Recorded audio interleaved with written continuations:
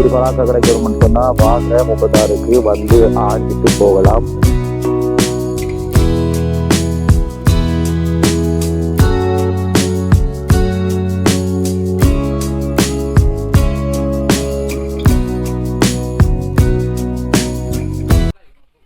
Hi மக்களே, வணக்கம் எல்லாருக்கும். நான் இன்றைக்கு எங்கே வந்திருக்கேன்னு சொன்னால் பாளையடிவட்டைக்கு வந்திருக்கிறோம். நாங்கள் ஒரு ப்ளாக் வீடியோ செய்வோம். நம்ம அந்த வந்த இடத்துல எனக்கு ரொம்ப பிடிச்ச பழம் ஒன்று விரலி பழம். அந்த விரலி பழம் மரத்தை நாங்கள் பார்த்துனாங்க. இதை வந்து கோடை காலத்தில் நாங்கள் தேடி சாப்பிட்ற பழங்களில் ஒன்று தான் அந்த விரலி பழம். இந்த விரலி பழத்தில் நிறைய விட்டமின்களும் கனிப்புகளும் காணப்படுது என்று சொல்லப்பட்டிருக்கு. விட்டமின் சி, விட்டமின் ஏ அப்படியான கனிப்பொருட்கள் வந்து இந்த விரலி பழத்தில் காணப்படுது. அப்போ அந்த மரத்தை நேரில் பார்த்துருக்கேன். இப்போ தான் ஃபஸ்ட் டைம் அந்த மரத்தை நேரில் பார்த்தேன். அதே போல் என்னோட வந்தாங்களே அந்த விரலிப்பழம் சாப்பிட்டு கொண்டு இருக்கிறாங்க. அப்போ நான் உங்களுக்கு முதல் அந்த மரத்தை காட்டுறேன். விரலிப்பழம் மரம் எப்படி இருக்குன்னு பாருங்கள். அதோட அந்த விரலிப்பழம்ன்றது எப்படி இருக்குன்னு சொல்லி காட்டுறேன். இது காயாகவும் இருக்கும், நேரம் பழமாக இருக்கும். காயாக இருக்கிற நேரம் இந்த புளிக்கிற தன்மை அப்படி இருக்கும். பழமாக இருக்கும்னு சொன்னால் இனிப்பும் இல்லை புளிப்பும் இல்லை, அப்படி ரெண்டு நடுத்தரமான அளவில் இருக்கும். மரம் வந்து இப்படி தான் இருக்குது பாருங்கள். மரம் வந்து அடியை பாருங்கள். மரத்தில் அடிமரத்தை பாருங்கள். இந்த தென்னை மரம் மாதிரி தண்டு நீளமாக தான் மலர்ந்து போகுது. நான் நினச்சேன்னா அடியில் வந்து அப்படியே கிளை அடித்து போவோம்னு சொல்லி கொஞ்சம் உயர்ந்து போய் தான் அதில் கிளையாக மாறுது அந்த மரம் பாருங்கள். இப்படி நீளமான கம்புகள் தான் ஏறியும் மாயல் இறக்கண்டு. அதால் மரத்தில் ஃபுல்லாக காய் இருக்குது. மரம் ஃபுல்லாக காய் இருக்குது, விரலி காய் இருக்குது.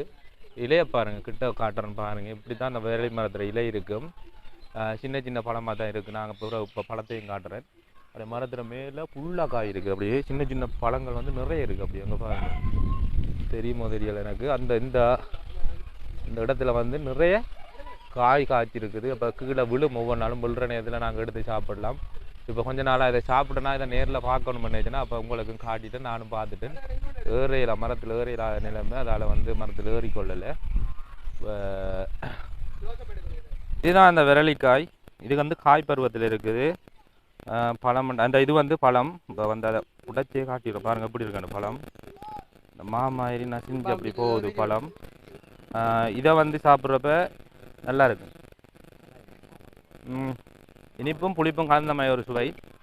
காய் வந்து சரியாக புளிக்கும், ஆனால் நல்லா இருக்குது. நல்ல சத்து. இது எங்களுக்கு கோடை காலத்தில் கிடைக்கிற ஒரு சொர்க்கமான பழங்கள்னு சொல்லணும். நாங்கள் சாப்பிடணும். இதெல்லாம் சாப்பிட்டோம்னா இயற்கையாக உடம்புல நோய் எதிர்ப்பு சக்தி அப்படின்னு நிறைய விஷயங்கள் வரும். இன்றைக்கு வந்து நாங்கள் உங்களுக்கு விரலிக்காய் காட்டியிருக்கிறோம். மார்க்கெட்டில் வாரதை காணலை நான். அப்படி கிடைச்சிதுன்னு சொன்னால் நீங்கள் நிறைய வாங்கி சாப்பிடுங்க. எவ்வளோ பழம் இருக்குன்னு பாருங்கள். ஒவ்வொரு நாளும் சாப்பிடும். கொஞ்சம் நான் தொடர்ந்து இந்த பழம் சாப்பிட்டு கொண்டு வந்தேன்னா இன்றைக்கு நேரில் மரத்தை பார்த்துட்டோம். சந்தோஷம். அதோட உங்களுக்கு அப்படியே மரத்தை காட்டிட்டேன். இப்போ பார்த்தீங்கன்னு சொன்னால் அப்படியே 36க்கு வார வழியில் வந்து நுகையில் அந்த சொல்லி ஒரு இடம். அந்த இடத்துல ஒரு சின்ன மரக்கறி கடை. அந்த மரக்கறி கடையில் வந்து சாப்பாடு செய்கிறாங்க.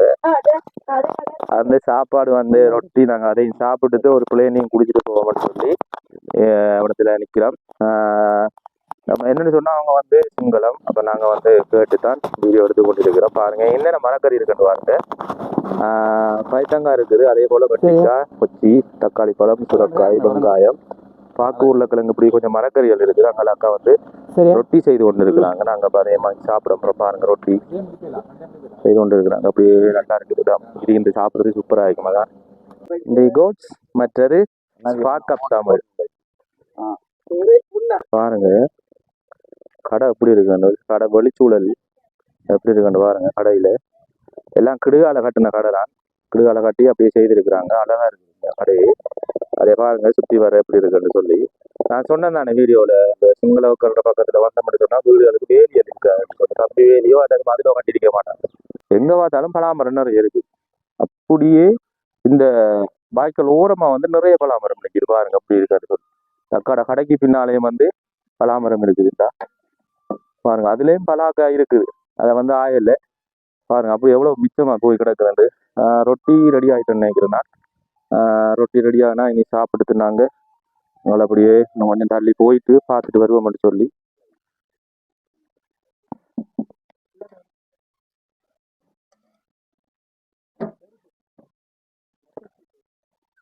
பலாக்கா ரொட்டி போடுறத பார்த்தா அப்படி இருக்குது. சாப்பிட முடியவே இருக்கு. ஏன்னா அந்த இடம் பிடிக்கிற இடம் அப்படியான ஒரு இடம். அந்த இடத்துல அவ்வளோ ஆசையா இருக்குது. ரொட்டி போட்டு கொண்டு இருக்கிறாங்க.